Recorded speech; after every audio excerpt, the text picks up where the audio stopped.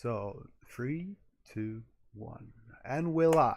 So, this is the very first podcast of the World Builders, which I'm going to call it. So, I will present to you today this guy called Lee Andercheck. Am I pronouncing it rightly? That's right. Full name Leland, but it doesn't matter. I go by Lee. Cool. So, I contacted you through the World Builders, what was it, the Discord, right? Subreddit. Yeah. Um, so you reached out and you want to tell us a little about who you are and how you go about building your worlds? Right. I'm an American. My background is in history. Particularly, I specialize in the modern Middle Eastern history and politics. Okay, that's Yeah. cool. And so I guess I come from it from the perspective of like I feel like a lot of world building is Western centric, and not that there's not lots of great history in Europe. That's Now a with what I'm working on, but I think that a lot of people have a very myopic view, particularly in fantasy, where they're just following in Tolkien's footsteps, not even going back to the original European folklore, where there's lots of interesting things that you wouldn't see, but they're just sort of scraping up what Tolkien did and what D&D scrounged the barrel for. yeah. Well, It sort of shows in like a lack of imagination. he is like the godfather of world builders, so to speak, in Yeah, Western I mean he's society. like came up with a lot of good stuff, but I think that it's important to remember that like depending on your perspective, humans have always been world builders, right? Like Yeah, not to like invalidate anyone's about religion, but odds are you don't believe all of them are true, so that has to make some of them made up, right? And if you look at something like are there or Asgard or the Egyptian afterlife, you see a lot of fascinating things that someone had to come up with, right? yeah, I guess the reality is that mythology is world building. So when you engage in making mythology, I mean, you're not doing the same thing. It wasn't one guy at a laptop, right? It was a society and it was oral tradition over time. But that old building is as old as dirt, and I highly recommend that people go look at some OG sources and branch out, and maybe read the Silmarillion if they really want to get that Tolkien inspiration, because it's important to remember that he has a lot of stuff that doesn't come out in the movies or anything like yeah, that. yeah, That he's pretty golden, and also that he and his friends, the Inklings, strong Christian influence, and their intention was basically to almost create new myths as quasi Christian propaganda. He explicitly says there are no religions in Middle Earth because it's supposed to be readable as a Christian parable in some degree, even though he's against analogies. Allegories, rather. He says it's not an allegory, please don't look for any allegories. But he still wanted it to be usable as like a mythic story in a Christian context. I think it's important to remember what kind of context someone had, because you can look at something from a completely different angle and think that's cool, but for the time and to see like where are they coming from, what would those words mean to them, then you'll get a lot of perspective both in life if you're talking about like laws in America, and also if you're world building and if you're looking to come up with something that might be really original there that wasn't on your first reading. yeah. You said you focused on Middle East. Did I hear that right? In, in history? That's my area of focus for Yeah. my history degree. So, what specifically do you pull out from that? Are there any specific like culture niches or? That is part of its trends, part of its ideas, but generally speaking, and some are even just specific instances, or like I'm going to include Kemet, aka Egypt, in whatever the next spot is, or whenever I get around to North Africa, because I political history is fascinating, but also you've got these situations where like um, I mean, if you look at Yemen, for example, which is my very direct point of reference, or I shouldn't say point of reference, I should say it was where I specialized my studies. It was long history dating back thousands of years of being invaded and throwing out the invaders, and these various groups vying for control and then uniting against the outsider. And I think that that's a sort of story that you can tell in a world building format. that's harder to write in like a novel or something. And I think that it can landscape, like they've got ancient temples all over Yemen that don't mean anything to them, and like they'll use like the rock edifices of these like beautiful carvings, just like, you know, to stop a tire or something equally ridiculous, right? And it's, I think the idea of like, if you want to look at a lived-in world that's had one, there's one great article, the name was just slipping to me, but they say all D&D worlds have to be post-apocalyptic in some way because you need an ancient society that has dangerous roads to go to get the good shit that can't be made elsewhere. And I think that that's a really interesting perspective and idea. And I think that that's something that you can see in real life in places like Yemen, and also example perhaps of just things that happened in history that sound ridiculous is that there was a very, very bloody civil war 50s 60s in Yemen, right? It was between the royalists and the republicans, in theory, right? The UK was backing the royalists to keep their imam in power. The imam of their, of a particular branch of Islam, largely found in that region, and the king was the same person. You elected the imam and he became king. And the UK were backing them against the Egyptian backed republicans because of they had a vague Soviet influence. And during the war, who were at all other times trying to murder each other, allowed the trade of one kind of good to go completely unmolested. It's called khat, and it's this thing that's kind of like a tea leaf, get kind of high, and it turns your tongue blue. And as weird as it sounds, like there was a like they just, it was, their culture would never, like, the khat must flow, you know, kind of like the Dune meme, the spice must flow. Look at a culture and you're like, no, clearly like this must be like a, and it's like, well, why is there this one random drug that people just won't molest the trade of and is sold all over the country still, even though it can only be grown in the fertile lowlands? And the answer, finding the answer to that question, significance of that item, gives you perspective, and it gives you like, know about in the real world or in European history, and trying to make a point. Or you can do that, but I think that if you look at deep at European history, you'll see it's not quite as the overview where you were given in school. I think that you can find very specific instances like that, and you can find these wild things that happen in history, zero in on it, and examine it. And even though I don't have a direct khat analog, you know, I explore what certain substances mean, what connection they have to the people. And I think that world building is about society building in a very significant way. So like if you come up with a fantastic world and shit, I want to know why are they floating, sure, but I also want to know how do the people interact with that? Are they flying their islands around? Are they, how does that change their society if, like, you know, your town can break in half, or near the ground, or if you're in an incredibly isolated civilization or society? You know, look at Easter Island. They died out over, you know, overuse of resources and basically overbreeding. Like there's things that can happen in that area, and I don't want just, oh well, it's Victorian England but everybody's on a floating rock, because Victorian England could not have happened on floating rocks outside of very particular circumstances, right? And thinking about, well, how do they stay connected, how do these societies change, and looking at more similar societies and isolated ones will help you look at your Victorian society that you want on these floating islands and make them can feel very much grounded in the real world. And then you'll get absurd situations that seem absurd to a regular person makes sense. And I think that that's a great mark of something that you've done that has been a success. So when you have that caught situation, that's when you and it makes complete, perfect internal sense. It's wild to an outsider.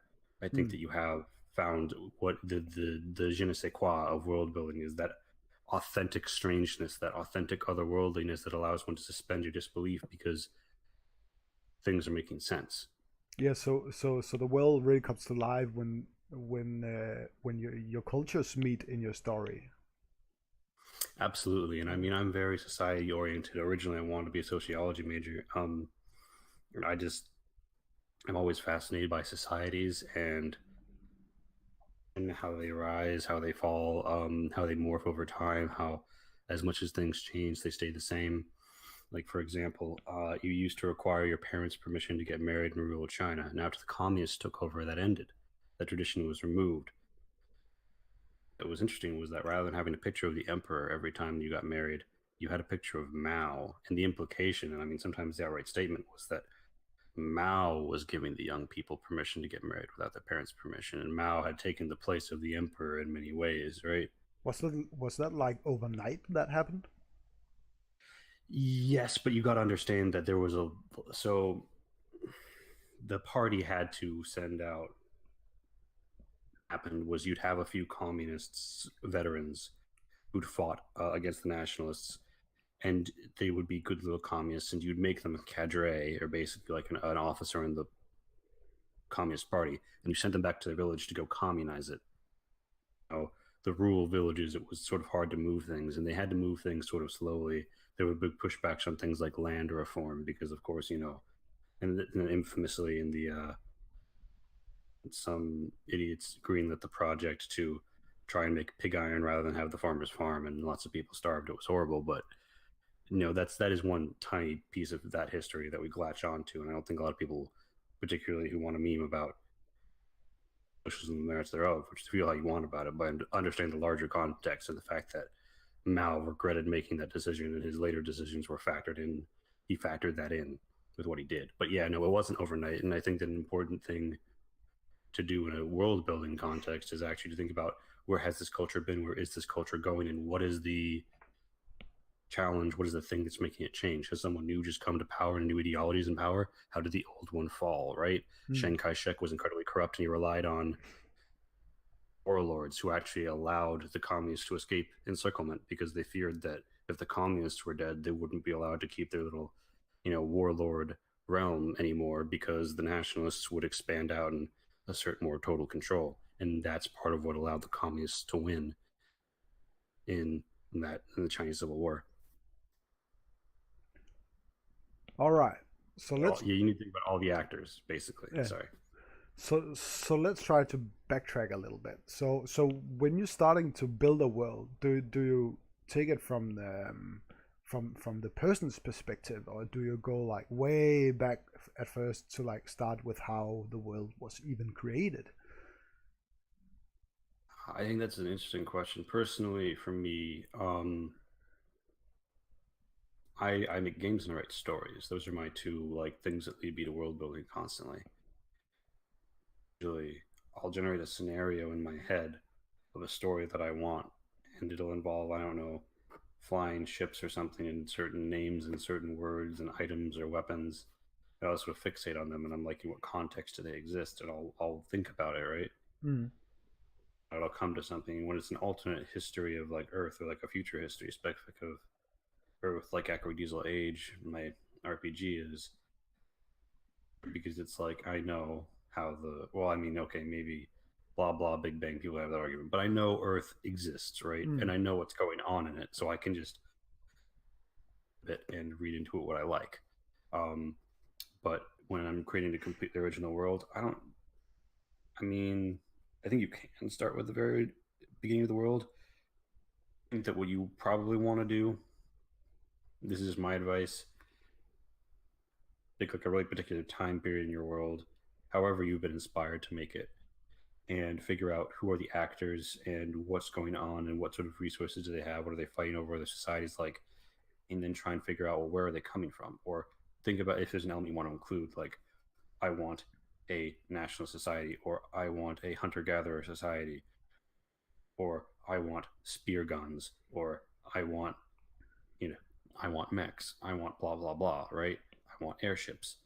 Think about how those things are coming about, and then sort of explore and build out from there.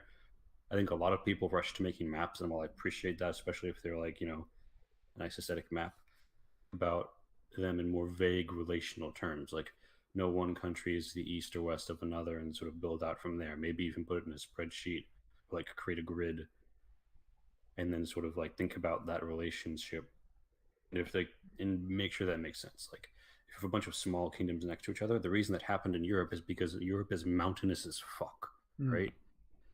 The reason that didn't happen in China is because China is a big mountain, but a lot of it's vast and open plain. That's part of why it was allowed to maintain this imperial state, right? Like the less traversable the terrain is, the more likely you are to have these small states if you've got something like a merchant coalition, like what brought that about. And I think that brings you to, you start to think about history, who was there first, um, what did this begin as, a Debbie Downer, but generally speaking, like hunter gatherers don't become a democracy overnight, even though there are very old instances of democratic institutions. The more traditional forms of power tend to be autocratic or lineage based or elder based. So like you might have the elders make a decision, but usually they'll appoint someone like a war leader to make the snap things of we're going to fight. What do we do? And I think that all of that spirals out from whatever your prime inspiration is. Maybe you have a character and then you want a world for them. Maybe you come up with a story idea or a game idea like me, and then those ideas like the mechanics come to you at the same time as this other stuff does. However, you're getting that inspiration, I encourage you to build out and the societies more conceptually than physically at first. Draw a map, and especially don't draw a map and then put political lines on it and then say, well, who lives here? Like you can do that, but I don't think that's a good way to get a really feeling lived in world. I think that if you want to start with geography, that's fine. There's various guides out there, but basically know what mountains do in terms of rainfall, know where deserts form, what the exceptions there are as well if you want to make an exception, and generally speaking, try and make a jagged looking coastline. Not jagged. There's all sorts of coastlines all over the world, basically.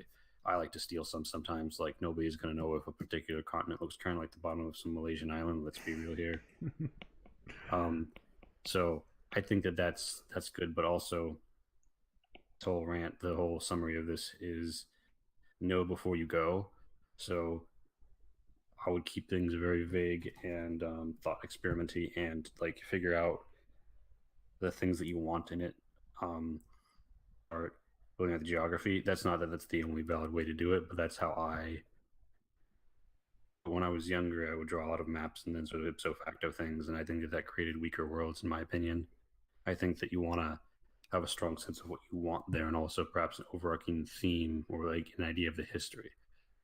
It also always have history. All of everything is history. You want to know who was in power last, what were the things that came before, what's influenced the building styles, what new technologies have arisen and when, and where did they come from. Trade lines, you want to know about who's trading with who, when, and where. Basically all of history. If you weren't connected to a central trade network, you were technologically a joke, and you might even regress from the more isolated you got, the further your technology even regressed. Like there are people in Tasmania who lost technology that their ancestors clearly had from their stories. So I understand that people like the hidden empire Wakanda meme with the great science. I'm not saying it's impossible, but it's really not. Of well, whereas the reality is you have lots of scientists spread all over the world. Maybe even think who they are. Like have your own. Name someone here, like play the Nikola Tesla meme or the whatever meme, whatever Italian guy meme. But basically, trade routes are, and basically it's a rule of thumb. Give every like big city like one famous inventor from the past few hundred years, and think about what they advanced and what their discovery allowed things to be advanced by. Like maybe they invented the combustion engine. I don't know. Maybe they invented rifling for guns. Maybe they invented gunpowder. Period. And I think that that's going to stronger place that you're going towards in terms of, is my world believable, is my world fun. But as you clearly stated now, it's kind of a black hole to dip into. There's always some little detail to a culture that you can put on and just keep on developing. When do you know how to stop and just let the things you have developed be present in a way? I guess the question is like, what are you world building for? If the answer is I'm just world building is my hobby and this is mostly just for me, then I would say it behooves you to scout out your entire world in broad strokes, to each other in part because of things like trade routes. But if you only have one region you really want to focus on, that's fine too. And then the answer is just add as much or as little as you like. Now, if you're doing it for a functional thing like games, you want to decide how deep of a dive you want into every region. Like with Akroydiesel Age, I've got like a 1 to 3 page description with several different headers for each of the states in the Eastern Free States, and I'm having to do that for every state in the Republic too. But it keeps a consistent level of depth on things, and like don't try and make it like a cookie cutter too much, but do think about important in the broad strokes that will allow you to tell a fun specific story. But also, if you're writing stories, don't write yourself into a hole. Don't say like, I mean, you can do this if you want because it creates an interesting situation. But if you say like there's just no iron on this entire Australia-sized continent, then you've written yourself into a hole. Because what if you want a character with an iron sword, or you need some sort of thing there, right? And then in a story, you could come up with some sort of exception. But if you've made some sort of absolute statement, then it can bring hollow verses of the lore, and people will say there's not supposed to be that there, blah blah blah. I think that as it sounds, you kind of want to keep world building vague. There's a rule for sci-fi. I don't necessarily subscribe to it, but the idea is you get exactly one conceit, and then you change the way the world works on the basis of that, right? You can go faster than light via some way, and then you build everything out from that, blah blah blah. And I think that that's something that can be applied to world building if you want to keep it simple. And the answer is like, what's the one thing that sort of makes this society different? But then branch out from there. Don't leave it limited. Also, civilizations and societies that isn't locked to one political entity on a map. Also, nation states are a very modern thing. If you're not doing a modern setting, you might not have nation states. You might have, like, people think of it more like who's my king, who do I owe allegiance to, and the average person probably doesn't know or care. For the nobles and the people in charge of the cities. And I think that you have to stop in this huge black hole. The answer is just like build sort of a skeleton and like have like adjacent spaces around it. So like you can throw out, maybe you don't dwell long on the culinary arts of a certain society, but you go into some detail in another one. I think the answer is write to your heart's content, but then step back and look at, have I filled out the skeleton, and look at all these other societies around it and ask, have I filled out a skeleton, blah blah blah. And big civilizational groups, and have I made them in some capacity? And I would try and do like a broad pass over those, and then that should help you. If you just fill out the skeleton for everyone, then you can, as questions come up during development, you can go back and ask that and answer it in a fun and interesting way. And if you're writing a story, the same deal goes there. It leaves you enough, and you can add things in later after you've had an idea for the story. If you're just building the world building for world building's sake, I mean, never stop other than you got bored, I guess. Yeah. So you found your inspiration in Middle Eastern Europe culture. Where I'm at now is I'm trying to dig into to shamanistic cultures, especially Eskimos and Inuits north of Canada, and it's really interesting. You should try to dig into it. There was this guy called Knud Rasmussen. He was a Dane polar scientist, and he traveled with the sleigh and some dogs up there, and he found out there's this one thing that really struck hard on me, because I'm a father myself, that if you don't have a purpose when your wife is giving birth to an infant girl, you kill her because you can't use her. That's really interesting. That and that's just a part of the culture. So I think like you that there's part of the world that we live in that's really neglected in the sense of world building.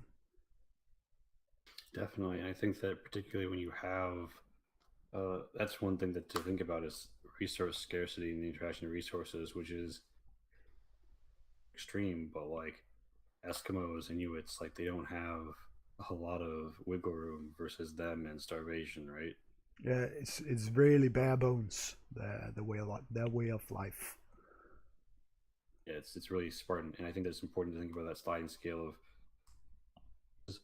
because a lot of people, and one thing I hate out with some like cheap world building, is they'll say, "Oh, this society has just succeeded because they had lots of resources."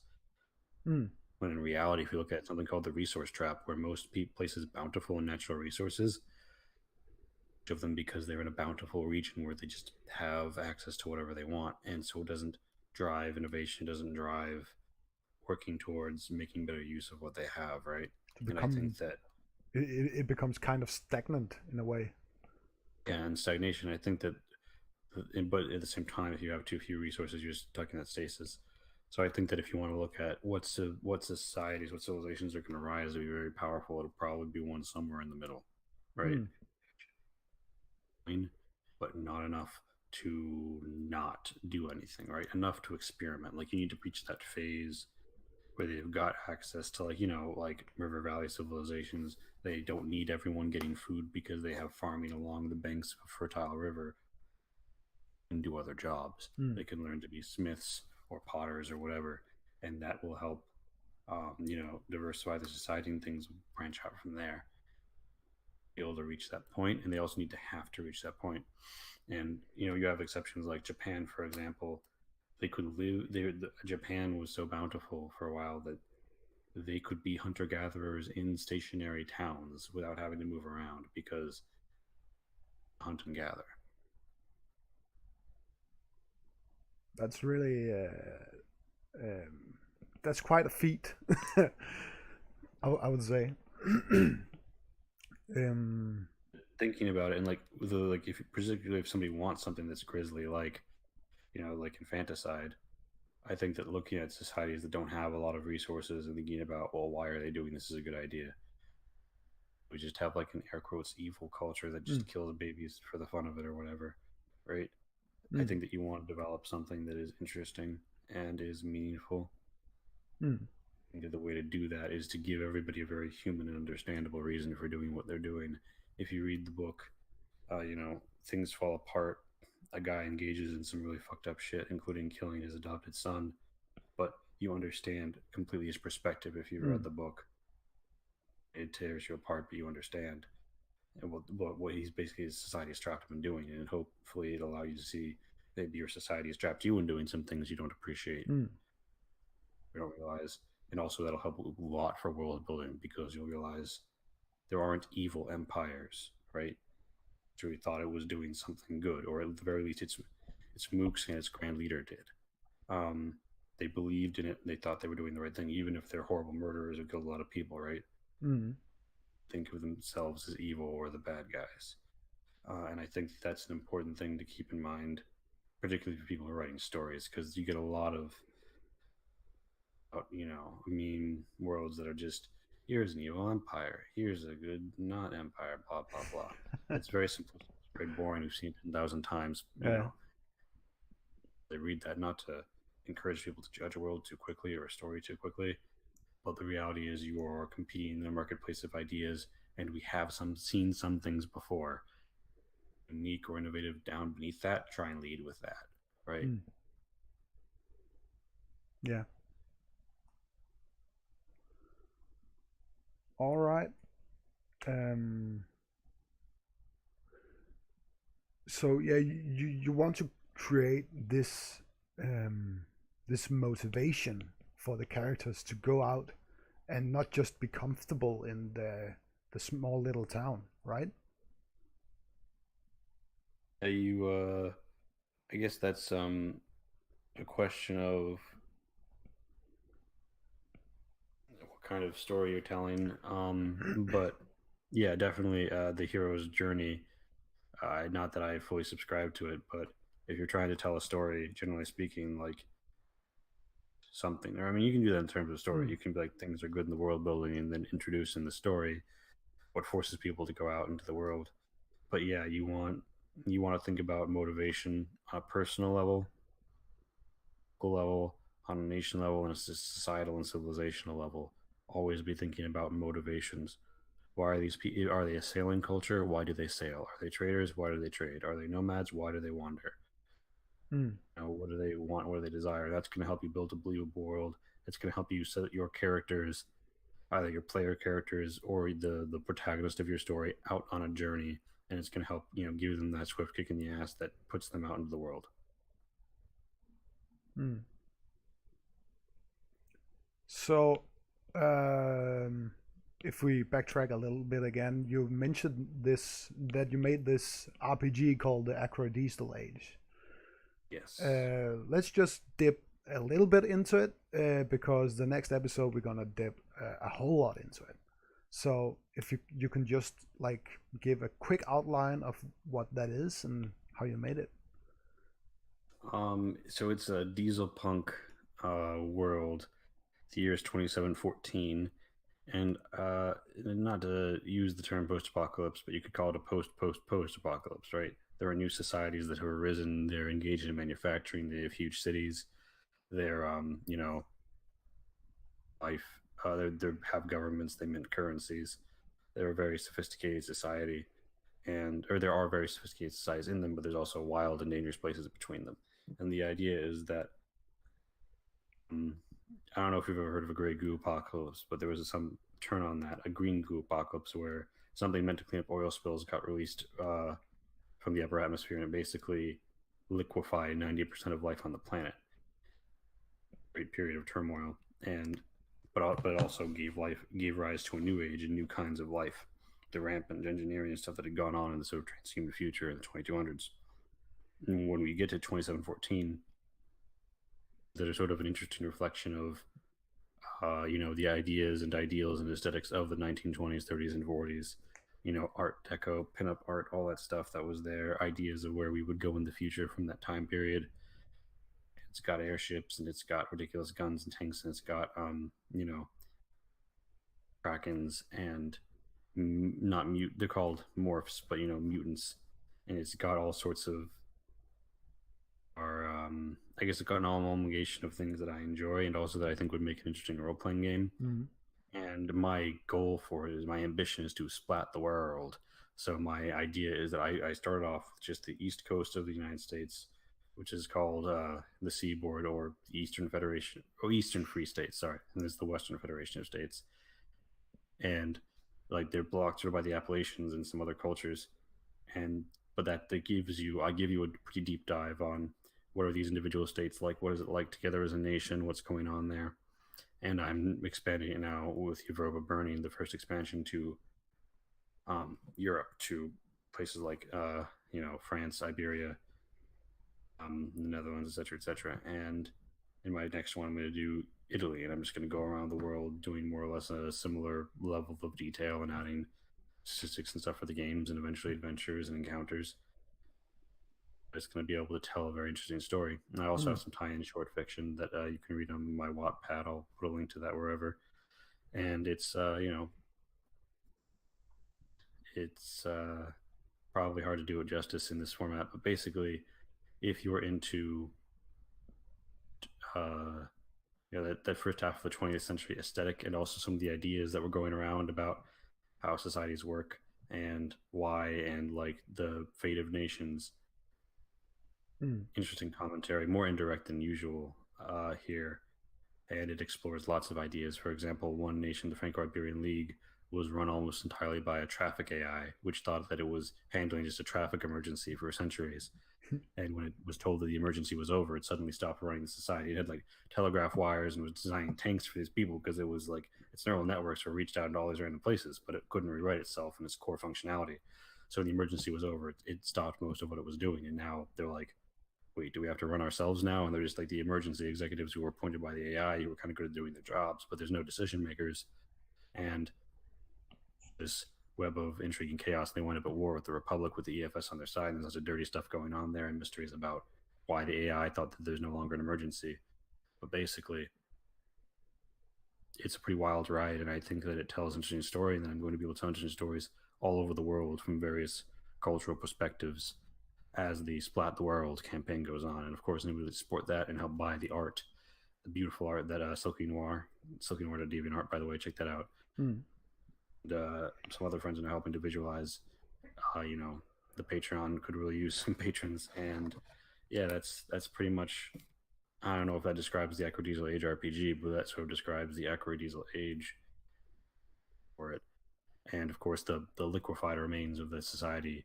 The interesting part is that like the fossil fuel that they're using in the Akroydiesel Age, that they can split into Akroy for mutagenics and growing crops and diesel for fueling their engines isn't like traditional diesel. It's like the liquefied gestated remains of all those that life that got destroyed so shallowly below the earth that they can now drill.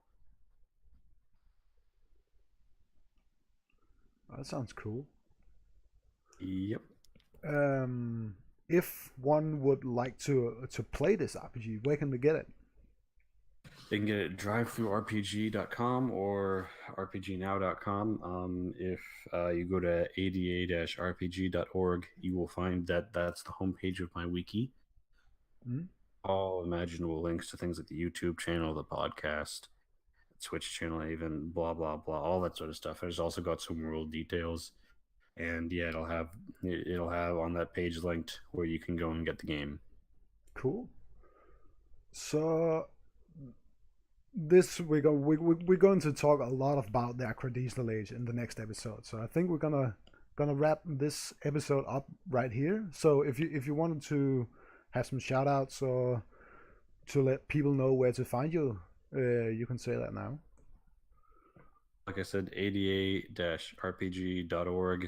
Head over there. We've got a Discord. We've got everything. It's all linked through the homepage of the wiki. Silky Noir and DeviantArt. Mm-hmm. Definitely check out. King Wilhelmii. It's like King ILLHAMII.deviantart. He does a lot of the logos. He's a great guy. He does other dieselpunk art. Cool. Just come by and check it out. It is also a Facebook group. I'm always looking for new people. Happy to talk to them about the game or world building or helping them with whatever they're doing. So don't be a stranger. I'm Ulysses on Discord. Ulysses # what's my number 6174, and I'm on my main Discord obviously, and our world building Discord and various other Discords. So yeah, don't be a stranger. Slide into my DMs. Say hi. Cool. So I think we're gonna wrap it up here, Lee. And we're going to talk a lot about the Akroydiesel Age in the next episode. So thank you for being on. It's great.